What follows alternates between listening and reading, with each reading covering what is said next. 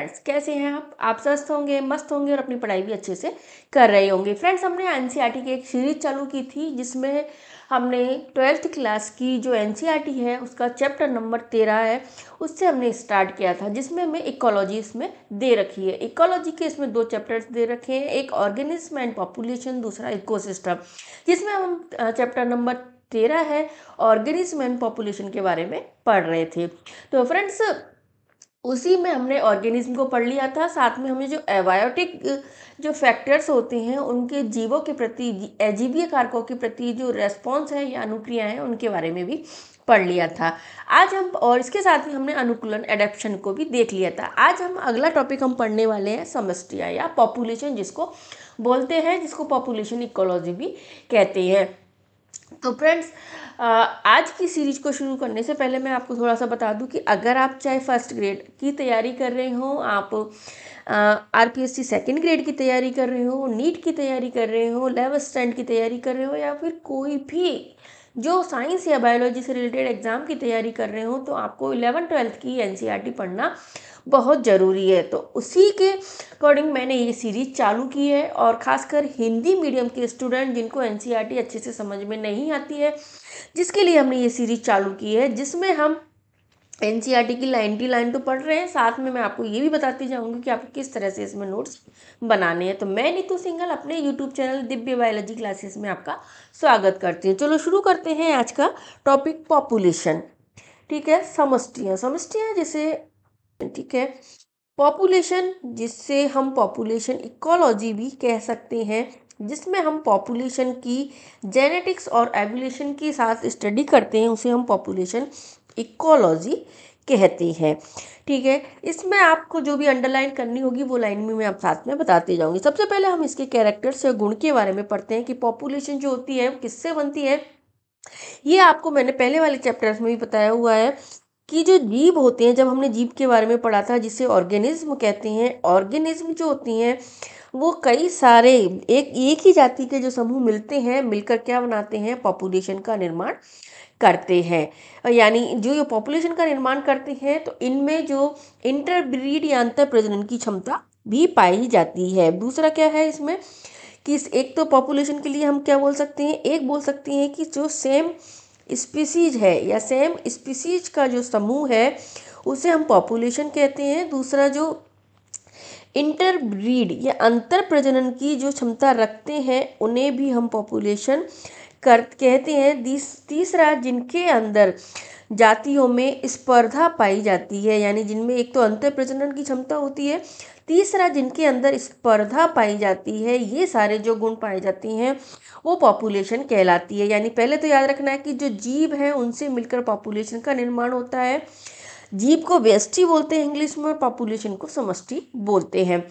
Same species का जो समूह होता है वो पॉपुलेशन का निर्माण करता है, जिनमें इंटरब्रीड या अंतर प्रजनन की क्षमता पाई जाती है, जिससे वो अपनी संतति का निर्माण करते हैं। तीसरा इनमें गुण होता है कि इनमें स्पर्धा भी पाई जाती है। ठीक है, और इसमें जो इंटरब्रीड ये करते हैं, इनमें सेक्सुअल रिप्रोडक्शन तो होता ही है, साथ में इसमें एसेक्सुअल रिप्रोडक्शन भी जो पाया जाता है, यानी दोनों तरह के जो रिप्रोडक्शन है इसके अंदर सम्मिलित किए जाते हैं।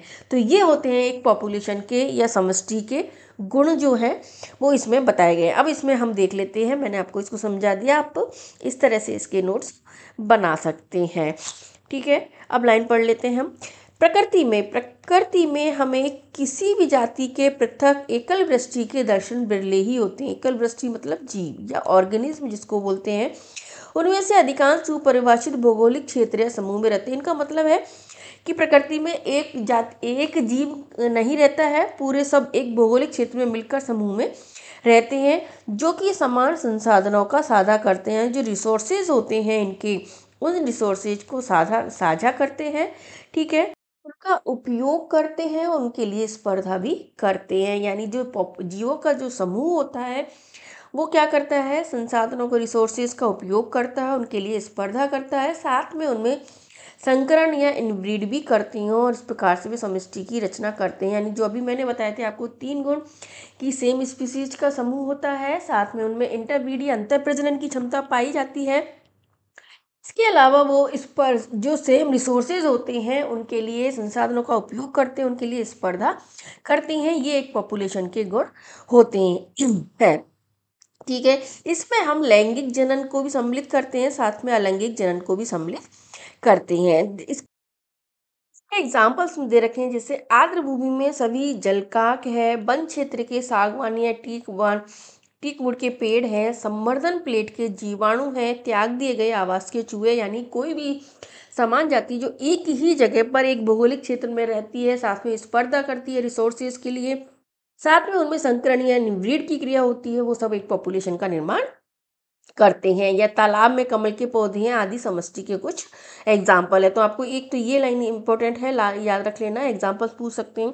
साथ में ये जो शुरू में आपको एक लाइन दे रही है, इसमें पूछ सकते हैं सत्य असत्य कथन के बारे में। तो फर्स्ट लाइन आपको लर्न करनी है। तो ये तो हो गया समष्टि के गुणों के बारे में कि क्या क्या समष्टि में गुण होने चाहिए।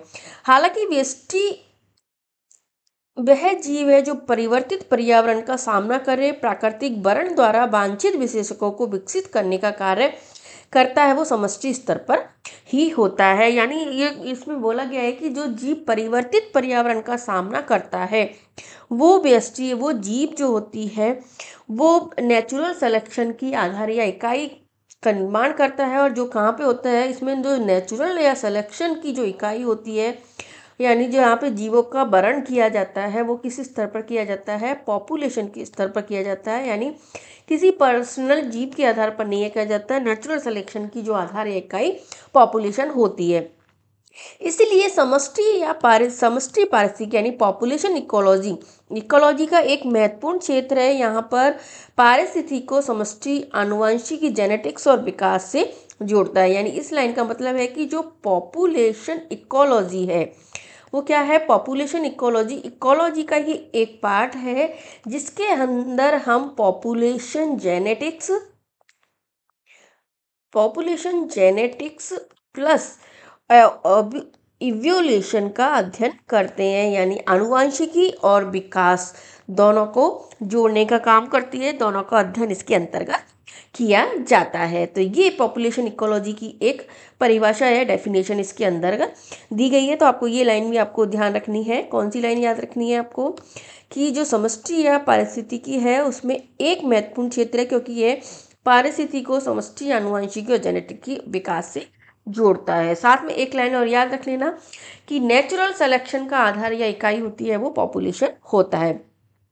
समष्टि में कुछ ऐसे गुण होते हैं जो व्यष्टि जीव में नहीं होते। अब दोनों में अंतर क्या है, यानी एक जीव है जिसको हम व्यष्टि बोलते हैं, जिससे मिलकर पॉपुलेशन का निर्माण होता है या समष्टि का निर्माण होता है, यानी इसको हम बोलते हैं व्यष्टि और इसको हम बोलते हैं समष्टि। दोनों में अंतर क्या है, मतलब कैसे हम इसको पहचान सकते हैं। तो व्यष्टि जन्मता और मरता है, लेकिन समष्टि में जन्म दर या मृत्यु दर होती है। यानी जो जीव होता है वो तो स्वयं ही जन्म लेता है और साथ में उसकी मृत्यु होती है, यानी उसकी एक अपनी एज होती है, जिसके कारण वो अपनी डेथ और उसका बर्थ होता है।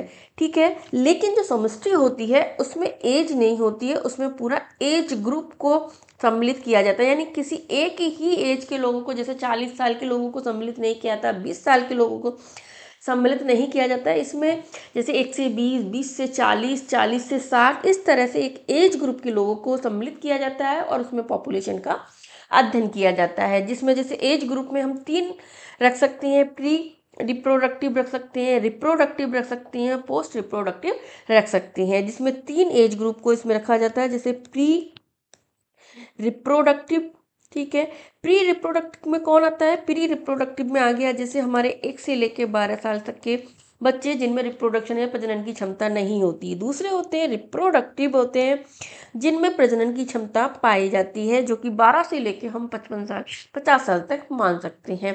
तीसरा एज ग्रुप आता है पोस्ट रिप्रोडक्टिव, जिनमें प्रजनन की क्षमता कम हो जाती है या फिर जो वृद्ध होते हैं उनको इसके अंतर्गत रखा जाता है। तो एज ग्रुप के अंदर इसको हम रख सकते हैं, 3 एज ग्रुप के लोगों को इसके अंदर रखा जाता है। दूसरा है, इसमें जन्म या मृत्यु नहीं होती, इसमें जन्म दर या मृत्यु दर होती है। ठीक है, व्यष्टि होता है उसमें जन्म होती है, लेकिन इसमें बर्थ रेट, जन्म दर और डेथ रेट यानी मृत्यु दर इसमें होती है। अब इसको कैसे कर सकते हैं कि जैसे आप बोल सकते हो कि प्रति व्यक्ति जन्म दर और मृत्यु दर भी इनको कहते हैं। इसलिए समष्टि के जो सदस्यों में परिवर्तन होता है वो ग्रुप में होता है, यानी समूह में जो परिवर्तन है वो देखा जाता है। जैसे इसका एग्जाम्पल भी इसमें दे रखा है कि किस तरह से हम इसको समष्टि में जन्म दर और डेथ और रेट और जो बर्थ रेट है उसको हम निकाल सकते हैं। जैसे एग्जाम्पल है इसका, उदाहरण के लिए देखें तो अगर किसी ताल में पिछले साल कमल के 20 पौधे थे, ठीक है, जन्म द्वारा 8 नए पौधे और जुड़ गए उसमें, तो वर्तमान में इसकी पॉपुलेशन कितनी हो गई, 28 हो गई। तो हम जन्म दर कैसे निकाल सकते हैं, प्रति व्यक्ति जन्म दर कितनी है वहां पे 8/20 यानी 0.4 संतति प्रति कमल प्रति वर्ष के हिसाब से कैलकुलेट कर सकते हैं। इसका मतलब क्या हुआ कि जैसे हमें किसी भी पॉपुलेशन की बर्थ रेट निकालनी है, जन्म दर निकालनी है, तो हम क्या करेंगे, पहले से इसमें कितने सम्मिलित थे, 20 प्लांट सम्मिलित थे, इनमें जनन हुआ, जनन के बाद और कितने हो गए, 8 हो गए, तो टोटल पॉपुलेशन कितनी हो गई इसकी 28 हो गई। तो प्रति व्यक्ति कितना जन्म हुआ, इसमें प्रति व्यक्ति जन्म दर निकालने के लिए हम क्या करेंगे, जो नई रिप्रोडक्टिव हुई है या जो जो नई जन्म हुई है, जो पुरानी हमारी पॉपुलेशन थी उसमें से उसको डिवाइड करेंगे, तो हमारे प्रति व्यक्ति जो जन्म दर है वो निकल के आएगी 0.4 संतति इसमें आ जाती है। इसी तरह से हम बर्थ रेट निकाल सकते हैं, इसी तरह से हम डेथ रेट को भी निकाल सकते हैं। इसके लिए आपको डेथ रेट के लिए क्या है कि किसी भी जैसे समष्टि में 40 मक्खियों में से 4 जो जीव हैं किसी विशिष्टीकृत समय अंतराल में 1 सप्ताह के दौरान मर जाते हैं, ठीक है, तो उस सप्ताह के दौरान उनमें जो डेथ रेट है वो कितनी देखी जाएगी, 4/40 0.1 व्यष्टि प्रति फल मक्खी प्रति सप्ताह कहलाएगी। कैसे निकालेंगे, जैसे एक कोई पॉपुलेशन में 40 मक्खी है, ठीक है, फल मक्खी है ड्रोसोफ्लाई, ठीक है, अब इनमें से 4 मर जाती हैं, 4 इनकी तो संख्या इनकी कम हो गई, तो डेथ रेट क्या हो गई उस टाइम की, तो 4 की डेथ हो गई, 4 की डेथ होने के कारण अब उनकी जो डेथ रेट है वो क्या हो गई कि जितनी मरी है, जितनी इनकी डेथ हुई है, उनको जो पहले से थी उसमें से डिवाइड करेंगे, तो हमें प्रति व्यक्ति प्रति जो मक्खी है उसकी डेथ रेट हमें मिल जाएगी। तो आप इसको थोड़ा सा लर्न कर लेना, याद आपको रखना है, ये लाइन को आपको इम्पोर्टेंट लगा लेना, क्योंकि इसमें से आपको क्वेश्चन ऐसे नहीं तो एग्जाम्पल दूसरा देके भी आपसे पूछ सकते हैं। तो ये लाइन आपको, ये वाला जो पैराग्राफ है तो पूरा आपको अच्छे से एक बार पढ़ना है, एक या दो बार पढ़ना है, फिर इसके बाद आप इसके नोट्स में लिख लेना। दूसरा गुण है, ये तो पॉपुलेशन का समष्टि में का पहला गुण हो गया, ये पहला गुण हो गया समष्टि का। दूसरा गुण क्या है समष्टि का, समष्टि का दूसरा गुण होता है सेक्स रेटियो, लिंग अनुपात, यानी नर व मादा का अनुपात होता है। जहां पर व्यष्टि या तो नर या मादा है, लेकिन जो समष्टि होती है उसमें लिंग अनुपात पाया जाता है। दोनों में अंतर है कि जो जीव होता है या तो नर होता है या मादा होता है, यानी मेल होता है या वो फीमेल होता है, तो वो तो उसका जीव में होता है, लेकिन जो पॉपुलेशन होती है उस पॉपुलेशन में सेक्स रेटियो पाया जाता है, यानी नर और मादा का अनुपात एक साथ निकाला जाता है। जैसे हम मान सकते हैं कि जैसे कोई पॉपुलेशन उसमें 60% स्त्री है, तो फीमेल अगर 60% है तो मेल कितने हो जाएंगे उसमें 40% हो जाएंगे, और अगर 50% मेल है तो 50% ही उसमें फीमेल हो जाएगी। तो ये एक सेक्स रेटियो लिंग अनुपात पॉपुलेशन में पाया जाता है, जो कि इसका दूसरा गुण है। ये भी आप ध्यान रख लेना, ये भी इंपॉर्टेंट पैराग्राफ है, ठीक है।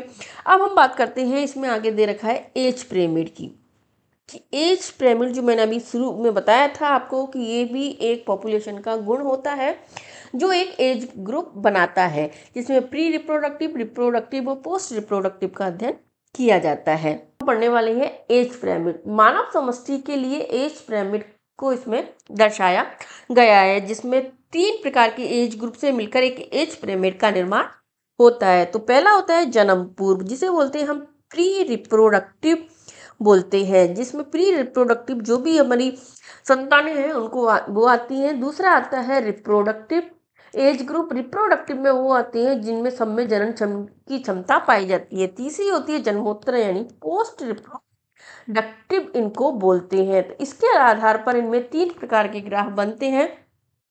जैसे इसमें बताया गया है कि जैसे पहला ग्राफ है जिसमें बढ़ती है, एज पिरामिड है वो बढ़ता है, वो कैसे बढ़ता है कि प्री रिप्रोडक्टिव होते हैं उनकी संख्या सबसे ज़्यादा होती है, जबकि जो रिप्रोडक्टिव होते हैं उनकी संख्या थोड़ी कम होती है, और पोस्ट रिप्रोडक्टिव की संख्या और भी कम होती जाती है। तो ये बढ़ता हुआ ग्राफ बनाते हैं। दूसरा ग्राफ है स्थिर ग्राफ। स्थिर ग्राफ में क्या है कि जो प्री रिप्रोडक्टिव और रिप्रोडक्टिव होते हैं उनकी संख्या स्थिर होती है, और उसके बाद जो पोस्ट रिप्रोडक्टिव है उनकी संख्या कम होती जाती है। तो ये स्थिर ग्राफ बनता है।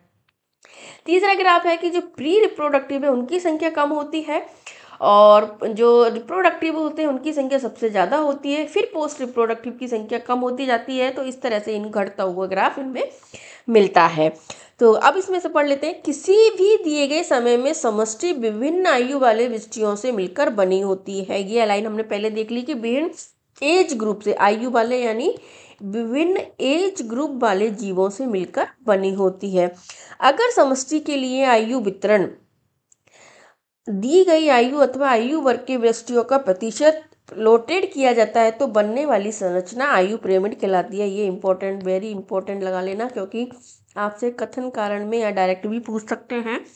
समष्टि के लिए जो आयु वितरण होता है यानी एज का जो डिस्ट्रीब्यूशन होता है वो दी गई आयु अथवा आयु वर्ग के जो समष्टि है उसका जो प्रतिशत है उसके साथ जो हम प्लॉटेड किया जाता है तो बनने वाली संरचना आयु पिरामिड कहते हैं। यानी इस तरह से जो भी हमें एज ग्रुप दे रखा है उसको हम अगर प्रतिशत के रूप में व्यक्त कर दें तो बनने वाली संरचना आयु पिरामिड कहलाती है। मानव समष्टि के लिए आयु पिरामिड आमतौर पर नर और मादा दोनों के द्वारा दिया जाता है। ठीक है, स्त्रियों का आयु वितरण संयुक्त आरेख को दर्शाता है। पिरामिड का आकार समष्टि की स्थिति को प्रतिबिंबित करता है या बताता है कि वह बढ़ रहा है, स्थिर है या घट रहा है। यानी जो अभी मैंने बताया था कि पॉपुलेशन में जिस तरह की जो एज ग्रुप ज़्यादा होगा उसी से के अकॉर्डिंग उसमें ग्राफ बनता है। अब है पॉपुलेशन साइज। ये तो हमने देख लिया कि एज ग्रुप या एज पिरामिड क्या होता है। तो मैं आपको एक बार से और बता देती हूँ कि जो एज पिरामिड है, ठीक है, एज पिरामिड का मतलब क्या हो गया कि जो कोई भी समय हमें दिया हुआ है उस समय में पॉपुलेशन में जो विभिन्न आयु ग्रुप वाले जो जीव पाए जाते हैं, पॉपुलेशन में विभिन्न भिन्न भिन्न आयु वाले जो व्यष्टि है या जो जीवों की संख्या है उसको हम एज ग्रुप कहते हैं या एज पिरामिड कहते हैं। वर्तमान में जो प्रजनन स्थिति है इसके ऊपर ये निर्भर करता है। साथ में ये जो एज पिरामिड है नर व जो मादा है दोनों के वितरण पर निर्भर करता है, कि आरेख से मिलकर बनता है, वितरण पर निर्भर करता है। अगर के लिए आयु वितरण आयु व आयु वर्ग के जीवों का प्रतिशत के द्वारा प्लॉटेड किया जाता है तो एज पिरामिड का निर्माण होता है, जो इसमें बता रखा है। अब आगे इसमें अगला टॉपिक है पॉपुलेशन साइज। समष्टि का साइज, इसको बोलते हैं पॉपुलेशन साइज, भी इसको हम बोल सकते हैं, क्या बोल सकते हैं, पॉपुलेशन साइज। अब पॉपुलेशन साइज क्या होता है कि आवास में उसकी स्थिति के बारे में बताता है। यानी जो पॉपुलेशन है उसमें किस तरह के जीवों की संख्या कितनी है उसके आधार पर उसके पॉपुलेशन की साइज का निर्धारण होता है। समष्टि में हम कैसे पारिस्थितिकी प्रक्रम अन्वेषण करना चाहें तो भले ही ये दूसरी जातियों में स्पर्धा का परिणाम हो, परवक्षी का प्रभाव हो, पीड़कनाशी अनुप्रयुक्त अप्लाइड करने का प्रभाव हो, हम उनका मूल्यांकन हमेशा समष्टि के साइज में कोई परिवर्तन के संदर्भ में कर सकती हैं। इंपॉर्टेंट लाइन नहीं है, केवल इसमें एक लाइन इंपॉर्टेंट है ऊपर वाली कि जो समष्टि का जो साइज है वो आवास में उसकी स्थिति के बारे में बताता है। प्रकृति में जो समष्टि के साइज की इतनी कम संख्या में भी साइबेरियन सारस या किसी साल लाखों में हो सकती है। तालाब में क्लाइमोमोनालिस की संख्या जैसे ये है कि एक पॉपुलेशन में किसी की संख्या 10 है, जैसे साइबेरियन सारस आते हैं, साइबेरियन सारस की संख्या 10 होती है, ठीक है। वहीं पे जो लाखों में संख्या होती है वो किसकी संख्या होती है, क्लेमाइडोमोनास की संख्या लाखों में होती है। तो दोनों अपनी अपनी पॉपुलेशन बनाते हैं और इससे उनकी पॉपुलेशन साइज का पता चलता है। तो ये जो समष्टि है को जो अधिक तकनीकी रूप से समष्टि घनत्व कहलाती है। यानी इनकी जो ये संख्या है एक उनकी पॉपुलेशन डेंसिटी का निर्धारण करती है, जिसे हम n के रूप में व्यक्त करते हैं। हालांकि समष्टि घनत्व की सबसे उपयुक्त माप आमतौर पर कुल संख्या है। कुछ मामलों में यह अर्थहीन होती है, इसका निर्धारण करना कठिन होता है। देखिए, तो ये इसमें इतना इम्पोर्टेंट लाइन इसमें दे नहीं रखी है। इसमें आपको खाली एक तो ये याद रखना है कि जो पॉपुलेशन साइज है, इसमें एग्जाम्पल अगर पूछ ले तो जैसे अगर साइबेरियन की संख्या 10 है और क्लेमाइडोमोनास की संख्या लाखों में है, तो भी वे अपनी अपनी पॉपुलेशन का निर्धारण करते हैं। दूसरा, जो पॉपुलेशन की जो साइज होती है, पॉपुलेशन की जो साइज होती है वो उसकी डेंसिटी को दर्शाती है। किसको दर्शाती है? पॉपुलेशन साइज पॉपुलेशन डेंसिटी को दर्शाती है। किसको दर्शाती है? डेंसिटी को दर्शाती है, जिसे हम एन से व्यक्त करते हैं। किससे? एन से व्यक्त करते हैं। ठीक है। दूसरा, जो पॉपुलेशन की जो साइज होती है, ये किस किस पे निर्भर रखती है? दूसरे, इसकी जो आवास है उसकी स्थिति को भी दर्शाती है, यानी किसी भी स्थिति की को दर्शाती है या स्थिति के बारे में पॉपुलेशन साइज बताती है। क्षेत्र में अगर 200 पार्थेनियम पादप है लेकिन केवल एक बड़ा बितान बरगद वाला पादप है, तो कहना कि पार्थेनियम के सापेक्ष बरगद का समष्टि घनत्व कम है, उस समुदाय में बरगद की महत्वपूर्ण भूमिका को अवलांकन के बराबर है। ऐसे मामलों में हम जीव भार के आधार पर इनका देखते हैं। कैसे देखते हैं? जीव भार। जैसे आप है, एक पॉपुलेशन है, पॉपुलेशन में देखोगे आप कि जो पार्थेनियम गाजर है, पार्थेनियम जो पाई जाती है, गाजर घास जिसको बोलते हैं, पार्थेनियम स्टेरोफोरस पादप, और एक अगीला पादप है, बरगद का वृक्ष है, दोनों की जो पॉपुलेशन है उनमें अंतर पाया जाता है। जो तो इनके लिए जो पॉपुलेशन साइज निकाला जाता है, वो कैसे निकाला जाता है? इनके लिए जो हम पॉपुलेशन साइज की गणना है, वो समष्टि में साइज के माप के प्रतिशत आवरण या बायोमास के आधार पर करते हैं। ये लाइन इंपॉर्टेंट है। उसके आधार पर इनको देखते हैं कि कौन सी समष्टि अधिक महत्वपूर्ण है, कौन सी समष्टि कम महत्वपूर्ण है। ठीक है। समष्टि बड़ी और गणना असंभव है अथवा बहुत समय लाने वाली होती है, इससे कोई मतलब नहीं है। अगर आपके पास जैसे पेट्री डिश में जीवाणुओं का कल्चर है, तो उसका घनत्व मापने का सर्वोत्तम माप क्या है? आप कैसे माप सकते हैं उसको? तो उसको मापने के लिए हमको क्या करना होगा कि उसके घनत्व के बारे में, उसकी उपलब्धता के बारे में हमको देखना होता है।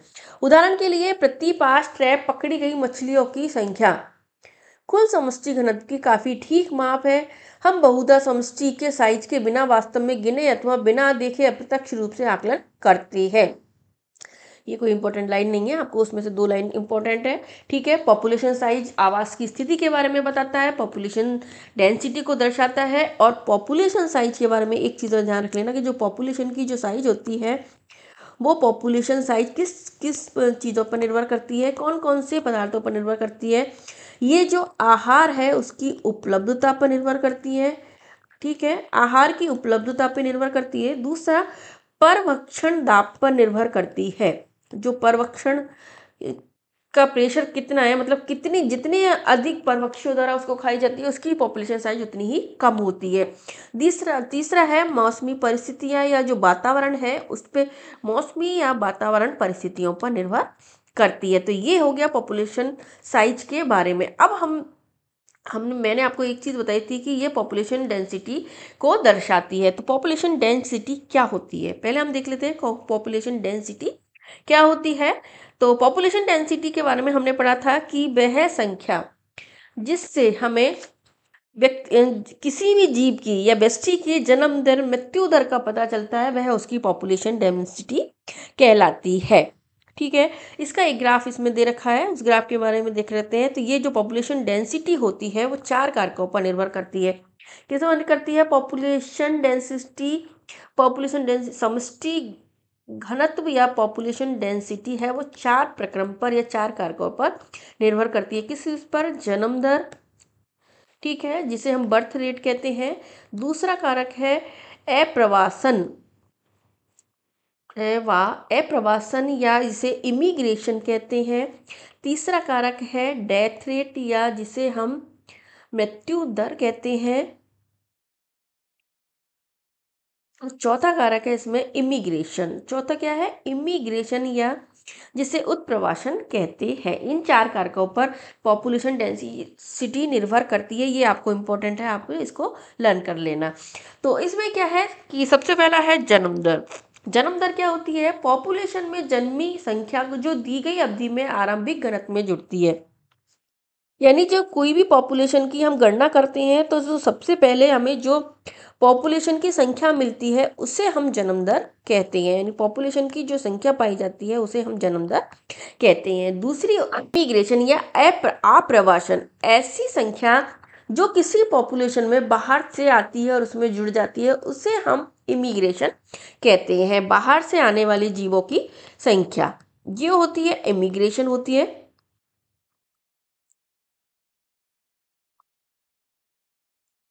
ठीक है, ये दोनों है प्लस, यानी ये दोनों कारक जो मिलके है वो समष्टि के घनत्व को बढ़ाते हैं।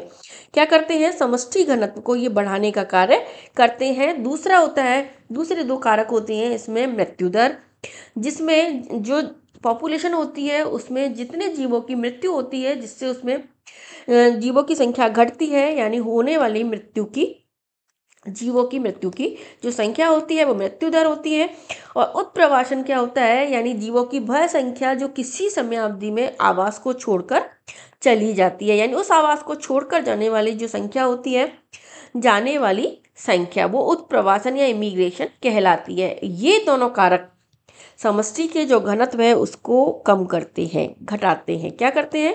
ध्यान रख लेना, समष्टि के घनत्व को 4 कारक प्रभावित करते हैं: जन्म दर, अप्रवासन या इमिग्रेशन, तीसरा मृत्यु दर और चौथा कारक होता है उत्प्रवासन। 4 कारक होते हैं जिनमें से 2 कारक जन्म दर और जो इमिग्रेशन है B+I है वो समष्टि के घनत्व को बढ़ाते हैं, जबकि जो उत्प्रवासन E और डेथ रेट मृत्यु दर है, ये दोनों कारक कौन कौन से कारक? E+D है, ये दोनों कारक जो पॉपुलेशन डेंसिटी है उसको घटाने का काम करते हैं। तो ये तो हो गया एक पॉपुलेशन डेंसिटी के बारे में, इसमें थोड़ा सा जो दे रखा है मैंने आपको बता दिया है।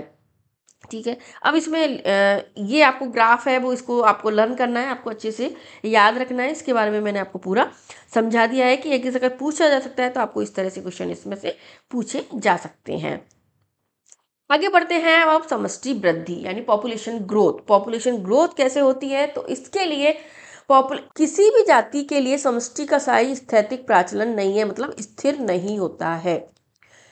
ठीक है, ये समय समय पर बदलता रहता है। जो विभिन्न कारकों, आहार, मैंने अभी पहले बता दिया आपको किन पे निर्भर करता है: आहार उपलब्धता, परवक्षण दाब और मौसमी परिस्थितियों पर निर्भर करता है, जिसके कारण पॉपुलेशन का साइज निर्धारण होता है। किस किस पर? आहार उपलब्धता, परवक्षण दाब और मौसमी परिस्थितियों पर निर्भर करता है। वास्तव में ये परिवर्तन हमें समष्टि में क्या घटित हो रहा है इसका भी बोध कराते हैं। क्या समष्टि का घनत्व बढ़ रहा है, घट रहा है? अंतिम कारण कुछ भी रहे हो, परंतु दी गई अवधि के दौरान आवास में समष्टि का जो घनत्व है 4 मूलभूत प्रक्रमों के कारण घटता और बढ़ता है। ये इंपॉर्टेंट लाइन है कि दी गई अवधि में समष्टि का जो घनत्व है 4 मूलभूत प्रक्रम प्रोसेसों में घटता बढ़ता है, जो मैंने आपको अभी बताए थे: जन्म दर, मृत्यु दर, अप्रवासन और उत्प्रवासन। इन चारों में से 2 मैंने बताया था आपको, जन्म दर और अप्रवासन, यानी B+ जो आई होते हैं वो घनत्व को बढ़ाते हैं। D+E ये समष्टि घनत्व को घटाने का काम करते हैं, जो मैंने आपको अभी बताया था। ये इंपॉर्टेंट लाइन है, इसको आपको पूरा इंपॉर्टेंट लगाना है ना, या आपको पूरा आपको लर्न करना है। जन्म दर से मतलब समष्टि में जन्मी उस संख्या से जो दी गई अवधि के दौरान आरंभिक घनत्व से जुड़ती है। यानी जो पॉपुलेशन दी हुई है उसमें जितने भी लोग जुड़ते हैं या फिर जो भी जनसंख्या पहले से दे रखी है वो सब जन्म दर के अंतर्गत आती है। मृत्यु दर यह दी गई अवधि में होने वाले मौतों की संख्या है, यानी जो पॉपुलेशन दे रखी है उसमें जो जितनी भी डेथ होती है वो सब इसके अंतर्गत आती है। तीसरी होती है आप्रवासन। आप्रवासन मैंने आपको बताया था, इमिग्रेशन, आई से इसको हम व्यक्त करते हैं, इमिग्रेशन। ठीक है, उसी जाति के व्यक्तियों की वह संख्या जो दी गई समय अवधि के दौरान आवास में कहीं और से आकर उसमें बस जाते हैं। उस पॉपुलेशन में कहीं और से और भी जीव आ जाते हैं, वो अप्रवासन होता है। जबकि उत्प्रवासन, इमिग्रेशन, इसको बोलते हैं इमिग्रेशन। समष्टि के व्यक्तियों की वह संख्या जो दी गई समयावधि के दौरान आवास छोड़कर कहीं और चले गए हैं। यानी समष्टि के जो जीव छोड़कर चले जाते हैं वो इमिग्रेशन होते हैं, जो कि डेथ रेट के साथ मिलकर समष्टि के घनत्व को घटाते हैं, क्योंकि दोनों से कहीं ना कहीं पॉपुलेशन में कमी आती है। जबकि जो जन्म दर, बर्थ रेट और इमिग्रेशन वाले जो जीव कहीं से आके इसमें समाते हैं, उन दोनों के कारण किसी भी समष्टि में बढ़ोतरी होती है। इसके कारण वो समष्टि के घनत्व को बढ़ाने का काम करते हैं। ठीक है, इसको हम एक समीकरण के द्वारा व्यक्त करते हैं। अगर किसी समष्टि का जो घनत्व है वो टी है, समय टी पर समष्टि का घनत्व एन है। अगर किसी समय टी पर समष्टि का घनत्व एन है, तो अगर समय टी 1 हो जाए, यानी समय बढ़ जाए, टी प्लस 1 हो जाए, तो उसका घनत्व क्या हो जाएगा, N T plus 1 N T plus B plus I minus D plus E से हम व्यक्त कर सकते हैं। जैसे मैं आपको समझा देती हूँ। जैसे समय है हमारा टी, टी पर हमारा घनत्व कितना हो गया, समय पर टी का घनत्व कितना है, एन है। ठीक है, अगर हमारा समय बढ़कर एन टी प्लस 1 हो जाता है, तो कितना हो गया हमारा समष्टि का घनत्व, क्या हो जाएगा, टी प्लस 1 पर, कि जो हमारी समष्टि में पहले से एन टी जो जिस समय पर घनत्व था एन टी तो होगा ही, साथ में इसमें प्लस बी प्लस आई इसमें जुड़ जाएगा, क्योंकि ये समष्टि के घनत्व को बढ़ाते हैं। साथ में डी प्लस ई है, वो समष्टि के घनत्व को घटाते हैं, तो इसको हम लेस कर देते हैं। तो जो हमारा डिफरेंस बचता है उसको हमारे जो समय टी पर घनत्व है उसमें जोड़ देते हैं, तो हमारे टी प्लस 1 समय में घनत्व हमारा निकल जाता है, आ जाता है। यही इसमें बता रखा है, यही इस समीकरण में दे रखा है। ठीक है, तो आपको ये समीकरण भी लर्न होना चाहिए, ऐसे कि ऐसे ये पूछ सकते हैं। तो ये दोनों लाइन आपको अच्छे से आनी चाहिए। तो ऊपर दिए गए समीकरण से आप देख सकें कि अगर जन्म लेने वालों की संख्या जमा अप्रवासियों की संख्या बी प्लस आई, मरने वालों की संख्या डी प्लस ई से अधिक है, तो समष्टि का घनत्व तो बढ़ जाएगा। वो तो सबको पता है कि जब इनकी संख्या ज़्यादा हो जाएगी तो समष्टि का घनत्व बढ़ जाएगा, और अगर इनकी संख्या ज़्यादा होगी तो माइनस में चला जाएगा और यह घनत्व घट जाएगा। सामान्य परिस्थितियों में समष्टि घनत्व को प्रभावित करने वाले कारकों में जन्म और मृत्यु सबसे महत्वपूर्ण है, जबकि दूसरे दो कारक विशेष परिस्थितियों में ही महत्वपूर्ण माने जाते हैं। ये इंपॉर्टेंट लाइन है, इसको याद कर लेना। ठीक है, कि जो सामान्य परिस्थिति होती है उसमें दो महत्वपूर्ण कारक माने जाते हैं। कौन कौन से, समष्टि घनत्व के लिए जन्म और मृत्यु दर। लेकिन जो दूसरे दो कारक कौन कौन से, अप्रवासन और उत्प्रवासन, इमिग्रेशन है, वो विशेष परिस्थितियों में ही महत्वपूर्ण माने जाते हैं। उदाहरण के लिए अगर आवास की बस्ती अभी बनी है तो जन्म दरों की अपेक्षा अप्रवासन समष्टि की वृद्धि में अधिक महत्वपूर्ण हो जाता है। ठीक है, ये समष्टि की वृद्धि पॉपुलेशन ग्रोथ के बारे में देख लिया। अब इसके दो मॉडल बता रखे हैं, जिससे हमें पता चलता है कि पॉपुलेशन किस ओर जा रही है, पॉपुलेशन का घनत्व क्या है। तो ये दो इंपॉर्टेंट मॉडल हैं, इनको भी आपको अच्छे से लर्न करना है। वृद्धि मॉडल है जिसको हम बोलते हैं ग्रोथ मॉडल। क्या हम किसी समष्टि की वृद्धि समय के साथ कोई विशिष्ट प्रकृति योग्य प्रतिरूप दर्शाती है। मानव समष्टि की अनियंत्रित वृद्धि और इससे जन्मी समस्याओं से चिंतित है, इसलिए अगर प्रकृति में विभिन्न प्राणी समष्टियां इसी तरह वृद्धि करती है अथवा वृद्धि पर कुछ नियंत्रण को दर्शाती है, इसी के आधार पर इन वृद्धि मॉडल को दर्शाया गया है। समष्टि वृद्धि को कैसे नियंत्रित रखा जाता है, इससे हमें दो मॉडल के द्वारा हमें पता चलता है। तो ग्रोथ मॉडल में कौन कौन से दो मॉडल दे रखे हैं, इसमें दो मॉडल, ग्रोथ मॉडल में दो मॉडल बता रखे हैं। एक तो होता है चर घातांकी वृद्धि मॉडल, एक तो पहला मॉडल होता है जिसको बोलते हैं हम चर घातांकी वृद्धि मॉडल बोलते हैं, एक्सपोनेंशियल ग्रोथ मॉडल जिसको बोलते हैं। पहला मॉडल कौन सा हो गया, चर घातांकी, जिसे इंग्लिश में बोलते हैं एक्सपोनेंशियल ग्रोथ मॉडल भी इसको बोलते हैं। किसी समष्टि की अबाधित वृद्धि के लिए स्पष्टतः संसाधन, आहार, स्थान उपलब्ध होना आवश्यक है। इसमें बता रखा है कि अगर किसी भी पॉपुलेशन की लगातार ग्रोथ हो तो इस ग्रोथ के लिए क्या क्या आहार और स्थान का उपलब्ध होना आवश्यक है। यानी ये दोनों परिस्थितियां अगर अच्छे से उपलब्ध है तो किसी भी समष्टि की जो ग्रोथ है वो बढ़ती जाती है। यानी आदर्शतः आवास, जब संसाधन किसी भी पॉपुलेशन में असीमित होते हैं तो प्रत्येक जाति में संख्या में वृद्धि कर सकने की अपनी जन्मजात शक्ति को पूरी तरह अनुभव करने की योग्यता होती है। यानी एक्सपोनेंशियल ग्रोथ मॉडल चरघातांकी वृद्धि का मतलब होता है कि जब रिसोर्स असीमित होते हैं यानी इस प्रकार के मॉडल में क्या है कि जो रिसोर्सेज हैं वो असीमित होते हैं, इसके कारण वृद्धि है वो लगातार होती जाती है।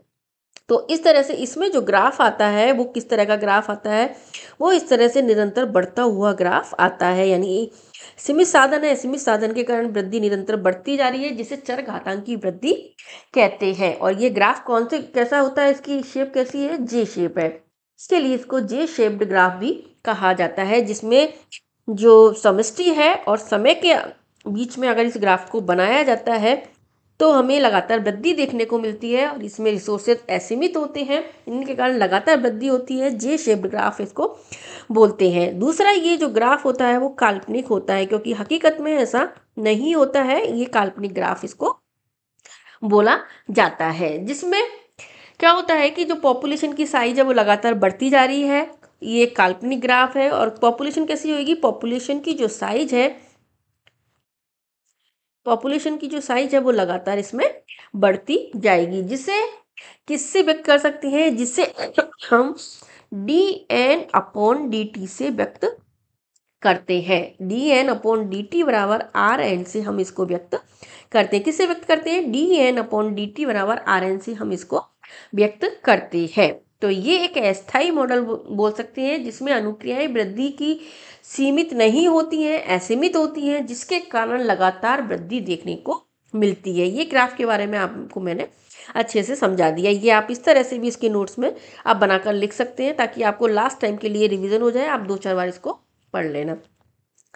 तो जैसा कि डार्विन ने अपनी प्राकृतिक वर्ण के सिद्धांत को प्रतिपादित करते हुए बताया था, उन्होंने बताया था कि जब समष्टि चर घातांकी एक्सपोनेंशियल अथवा ज्यामितीय शैली में वृद्धि करती है, अगर n साइज की समष्टि में जन्म दरें कुल संख्या नहीं बल्कि प्रति व्यक्ति जन्म के रूप में और मृत्यु दर को प्रति व्यक्ति मृत्यु दर के रूप में निरूपित करते हैं, तब इकाई अवधि में यानी D N upon D T के दौरान वृद्धि या कमी निम्नलिखित देखी जाती है। यानी D N upon D T बराबर B minus D into N से इसको व्यक्त करते हैं, जहां पर हम बी माइनस जी को आर मान लेते हैं। तो इसका क्या ग्राफ बनता है, D N upon D T बराबर आर एन आपको याद रखना है। यानी ये लाइन आपको याद रखनी है। पूछ सकते हैं कि जो चर घातांक की वृद्धि है उसका समीकरण क्या है, D N upon D T बराबर आर एन, जहाँ पे आर क्या है, आर एक प्राकृतिक वृद्धि की इंट्रिजनिक दर कहलाती है, जो कि समष्टि वृद्धि दर पर किसी भी जैविक अथवा अजैविक कारकों के प्रभाव को निर्धारित करने के लिए महत्वपूर्ण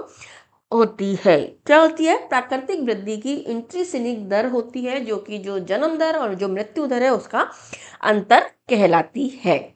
जो आर मूल्यों के परिणाम के बारे में आपको कुछ बोध कराने में इंपॉर्टेंट के कुछ एग्जांपल्स इसमें दे रखे हैं। जैसे नॉर्वे के चूहे हैं, उनमें आर बराबर 0.015 और आटा भृंग के लिए यह 0.012 होता है। 1981 में भारतवर्ष में मानव समष्टि के लिए आर का मान 0.225 था। हालांकि ये भी पूछ सकते हैं वर्तमान में आर का मान क्या है, इसका परिकलन करने के लिए आपको जन्म दर और मृत्यु दर का पता होना जरूरी है। यानी आर के मान के लिए आपको बी और माइनस डी यानी बी और डी का डिफरेंस पता होना जरूरी है। इस समीकरण के द्वारा व्यष्टि के चर घातांकी अथवा ज्यामितीय वृद्धि होती है, यानी एक्सपोनेंशियल या जियोमेट्रिक ज्यामितीय वृद्धि को ये बताता है। जब n को समय के संदर्भ में आरेखित किया जाता है तो इससे हमें जे शेप, मैंने अभी बताया था आपको, जे शेप्ड आकार का वृत्त हमें प्राप्त होता है। यानी जब एन और टी के मध्य ग्राफ खींचा जाता है तो लगातार वृद्धि होती है, तो ये जे शेप्ड ग्राफ हमें प्राप्त होता है। तो इसको आप बोल सकते हैं कि आप चर घातांक की वृद्धि समीकरण को समाकलित रूप से निम्न प्रकार से लिख सकते हैं। तो इस समीकरण को किस तरह से लिख सकते हैं, एन टी बराबर N zero E R T से व्यक्त कर सकते हैं। क्या लिख सकते हैं इसमें, एन टी बराबर N zero E R T से इसको व्यक्त कर सकते हैं। यानी एक अस्थायी मॉडल है ये, जिसमें एन टी क्या है, एन टी समय टी में समष्टि का घनत्व होता है, एन जीरो शून्य समय में समष्टि का घनत्व है, यानी कोई समय नहीं है उस टाइम समष्टि का घनत्व है। आर का मान है वो प्राकृतिक वृद्धि की इंट्रिजनिक दर है, यानी प्राकृतिक वृद्धि जो हो रही है उसकी इंट्रिजनिक दर होती है। जबकि जो ई होता है प्राकृतिक लघुनों का आधार है, जिसे 2.71828 से व्यक्त किया जाता है। किससे लिया जाता है, 2.71828 से लिया जाता है। आपको ये थोड़ा सा यहाँ पे ये वाला जो पैराग्राफ है आपको अच्छे से लर्न करना है। यहाँ पे इस चीज़ को आपको लर्न करना है, कैसे इसको समीकरण को लर्न कर लेना, साथ में इसको भी अंडरलाइन करना है। ऐसे में संसाधन या परिस्थितियों में चरघातांकी जो वृद्धि होती है, कोई भी जाति थोड़े समय में विशाल समष्टि घनत्व तक पहुंच सकती है। अगर इस तरह से इसमें असीमित वृद्धि होती रहेगी तो विशाल समष्टि घनत्व तक पहुंच सकती है, लेकिन ऐसा नहीं होता है। कि कुछ जाति जैसे हाथी धीमे बढ़ने वाले प्राणी है, रोकने होने पर विशाल संख्या तक पहुंच सकते हैं और जिसे क्या कहते हैं कि पृथ्वी को खतरा भी हो सकता है। लेकिन चरघातांकी रूप से वृद्धि करने वाली समष्टि कितनी जल्दी निर्मित हो सकती है। ठीक है, तो ये इसमें एक किस्सा बता रखा है जो आपके लिए कोई इंपॉर्टेंट नहीं है। जिसे संभार तंत्र या लॉजिस्टिक वृद्धि ग्रोथ मॉडल भी बोलते हैं। दूसरा ग्राफ क्या है, लॉजिस्टिक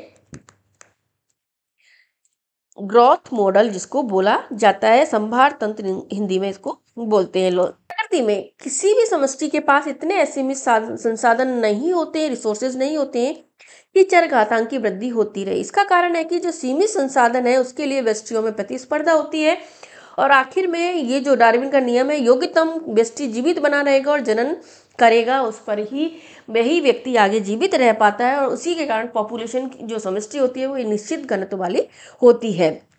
ठीक है, तो जो लॉजिस्टिक सीमित है उसमें क्या होते हैं, लॉजिस्टिक जो मॉडल है उसमें क्या होते हैं, रिसोर्सेज होते हैं वो सीमित होते हैं। ठीक है, इसके रिसोर्सेज सीमित होते हैं जिनके कारण जो व्यष्टि होती है, जीव है, उनमें स्पर्धा होती है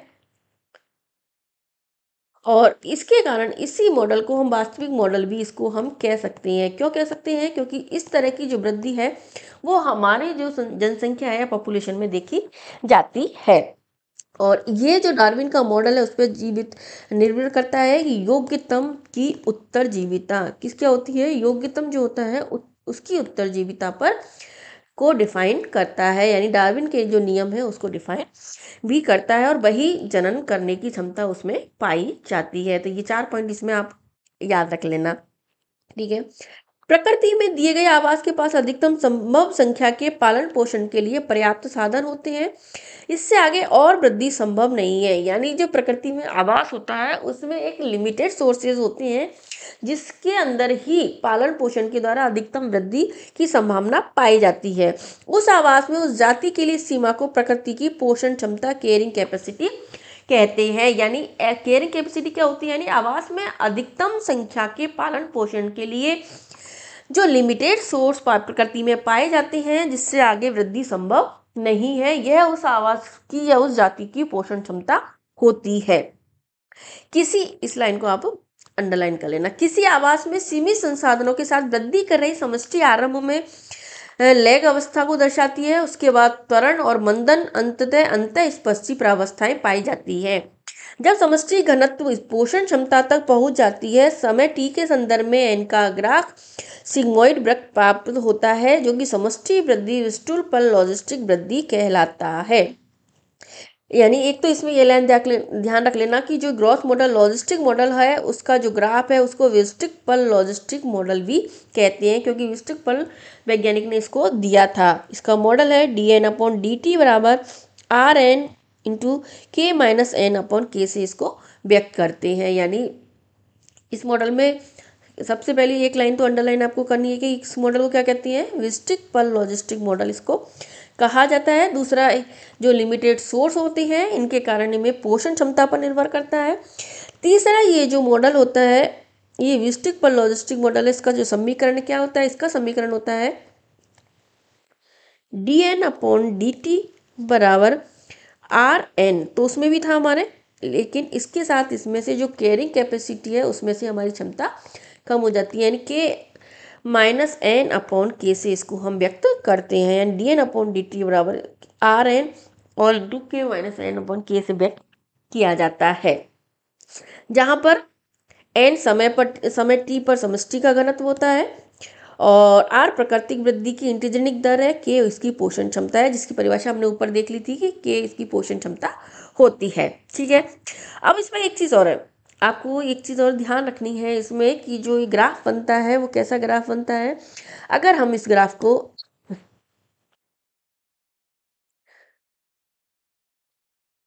समष्टि और समय के लिए ग्राफ इसको बनाया जाए तो यह ग्राफ हमें इस तरह से सिग्मोइड रूप में प्राप्त होता है। तो कौन सा ग्राफ होता है, एक तो ये ग्राफ होता है सिग्मोइड वक्र। कैसा, सिग्मोइड का कर्व या सिग्मोइड वक्र प्रकार का ग्राफ भी इसको बोलते हैं। दूसरा, इसको एस शेप्ड ग्राफ भी इसको बोलते हैं। दोनों चीजें ध्यान रख लेना। तीसरा, इसमें 3 परिस्थितियां बनती हैं। पहली परिस्थिति कौन सी होती है, लैग फेज, इसमें पाई जाती है। सबसे नीचे की अवस्था है उसे लैग फेज कहते हैं, जिसमें त्वरण होता है, फिर इसमें त्वरण होता है, त्वरण के बाद इसमें मंदन की क्रिया होती है, और लास्ट में इसमें एजेप्शन या अंतर स्पर्शी क्रियाएं इनमें होती है। इन तीनों से मिलकर यह ग्राफ बनता है। कैसे कि जैसे शुरुआत में इसमें वृद्धि होती है, वृद्धि के बाद धीरे धीरे इसमें त्वरण होता है, यानी और तेजी से वृद्धि होती जाती है। उसके बाद इसमें वृद्धि धीमी हो जाती है, जैसे जैसे साधन सीमित होते जाते हैं वैसे वृद्धि धीमी होती जाती है, और अंत में वृद्धि वाले कारकों में जीवों के बीच में अंतर स्पर्शी क्रियाएं होती हैं, और इन अंतर्वर्षी अवस्थाओं में जो कहते हैं ताकतवर होता है वो जीवित रहता है, और जो समष्टि है वो घनत्व जीव है वो खत्म हो जाती हैं, और इस तरह से एक समष्टि घनत्व है वो एक निश्चित आकार में बना रहता है। अधिकांश प्राणियों में समष्टियों में वृद्धि के लिए संसाधन परिमित होते हैं और देर से सीमित होने वाले होते हैं। इसलिए इस लॉजिस्टिक वृद्धि मॉडल को यथार्थपूर्ण, जो मैंने आपको पहले ही बता दिया, इसको वास्तविक मॉडल कहा जाता है। कौन सा मॉडल कहते हैं इसको, वास्तविक मॉडल कहते हैं। वृत्त विभिन्नता, लाइफ साइकिल में जो विभिन्नता पाई जाती है वो किस कारण से होती है। समष्टि या पॉपुलेशन जिस आवास में रहती है उसमें अपनी जनन योग्यता, जिसे डार्विनी योग्यता, डार्विनी फिटनेस भी कहते हैं, कि उच्च आनमान को अधिकतम बनाने के लिए विकसित होती है। ठीक है, अपने आनमान को अधिकतम बनाने के लिए विकसित होती हैं। इसमें दबाव सेट में जीव सर्वाधिक दक्ष जनन युक्ति की ओर विकास करते हैं, और कुछ अपने जीवन काल में केवल एक बार ही प्रजनन करती हैं। जैसे कौन कौन, प्रशांत महासागरीय सालमोन मछली और बास, ये सालमोन मछली है और ये बास है, जो कि केवल एक बार प्रजनन करते हैं। दोनों इंपॉर्टेंट है, इसको ध्यान रख लेना। जबकि अन्य जीवन काल में कई बार प्रजनन करती है, लेकिन दोनों फिर भी, जैसे अधिकांश पक्षी है स्तनधारी है, लेकिन फिर भी दोनों अपनी अपनी जो पॉपुलेशन को बनाए रखते हैं। इसके अलावा कुछ छोटी साइज की संतति बहुत बड़ी संख्या में उत्पन्न होती है, उनको कहते हैं आर सेलेक्टेड स्पीसीज। ये भी एक लाइन आप ध्यान रख लेना, ये इसमें क्लियर नहीं दे रखा है। इसमें 2 प्रकार की स्पीसीज होती हैं, एक होती है आर सेलेक्टेड स्पीसीज, एक होती है के सेलेक्टेड स्पीसीज। ऐसी स्पीसीज जो कि छोटी साइज की होती हैं लेकिन संतति और बड़ी संख्या में संतति उत्पन्न करती हैं, वो आर सेलेक्टेड स्पीसीज होती हैं। जैसे ऑयस्टर और पेलेजिक मछलियाँ, इसका एग्जाम्पल हो गया ऑयस्टर और पेलेजिक मछलियाँ। जबकि जो दूसरी बड़ी साइज की संतति है वो कम संख्या उत्पन्न करती है, जिन्हें हम के सेलेक्टेड स्पीसीज कहते हैं, यानी संख्या में बड़ी होती हैं लेकिन संतति में कम संख्या में उत्पन्न होती हैं, जैसे पक्षी और स्तनधारी। इसलिए ये दोनों स्पीसीज के बारे में आपको ध्यान रखना है। इसलिए योग्यता को अधिकतम करने के लिए कौन वांछनीय है, इसमें जीवों के जीवन वृत्त विशेष ट्रैक जिस आवास में रहते हैं उसके अजीवी और जीवीय घटकों द्वारा लगाए गए प्रतिबंधों के संदर्भ में बताया जाता है। यानी जो जीवी और अजीवीय घटक है वो आपस में मिलकर जो क्रिया करते हैं उसके अनुसार ही स्पीसीज है वो अधिक जननक्षम होती है और अपनी संतति को लंबे समय तक बनाए रख सकती हैं। विभिन्न जातियों में जीवन वृत्त विशेषकों का विकास समय अनुसंधान का महत्वपूर्ण क्षेत्र है। ये कोई इंपॉर्टेंट लाइन नहीं है। तो इसमें मैंने आपको 2 चीज़ बता दी है, ये ध्यान रखना है आपको। एक तो ये रखना है कि प्रशांत महासागरीय सालमन मछली और जो बास है वो जीवन में केवल एक बार जनन करती है। दूसरी, इसकी जो फर्स्ट लाइन है कि जो समष्टियाँ होती हैं जिस आवास में रहते हैं वो अपनी जनन योग्यता, जिसे डार्विन योग्यता कहती हैं, उसका मान को बनाए रखने के लिए विकसित होती हैं। ठीक है। तीसरा इसमें इंपॉर्टेंट है कि जो कुछ छोटी साइज की संतति होती है जिन्हें आर सेलेक्टेड स्पीसीज कहते हैं वो बड़ी संख्या में उत्पन्न होती हैं। एग्जाम्पल ऑयस्टर पेलेजिक मछलियाँ हैं। जबकि दूसरी बड़ी साइज की संतति है जो कम संख्या में उत्पन्न होती है, पक्षी और स्तनधारी, यहाँ तक, जो कि सेलेक्टेड स्पीसीज कहलाती हैं। ये मैंने आपको आज पढ़ाया है। तो हमने आज आपने देख लिया कि पॉपुलेशन डेंसिटी है, पॉपुलेशन की वृद्धि है, पॉपुलेशन के ग्रोथ मॉडल्स हैं, उनके बारे में हमने आज आपको डिटेल से बता दिया है, जो आपको एनसीईआरटी से भी है, और आपको कैसे नोट्स बनाने हैं वो भी मैंने आपको बता दिया। अब हम कल की जो क्लास है उसमें हम पढ़ने वाले हैं कि जो पॉपुलेशन होती है उनमें पारस्परिक कैसे क्रियाएं होती हैं, समस्या आपस में कैसे की जो जीव कैसे क्रियाएं करते हैं, जिनके कारण उनमें ब्रीडिंग की क्षमता होती है और जिनके कारण वो अपनी ग्रोथ है या जो पॉपुलेशन है उसकी साइज को जो प्रकृति में बनाए रखते हैं। तो कल की वीडियो में मिलते हैं नए टॉपिक के साथ। Thank you.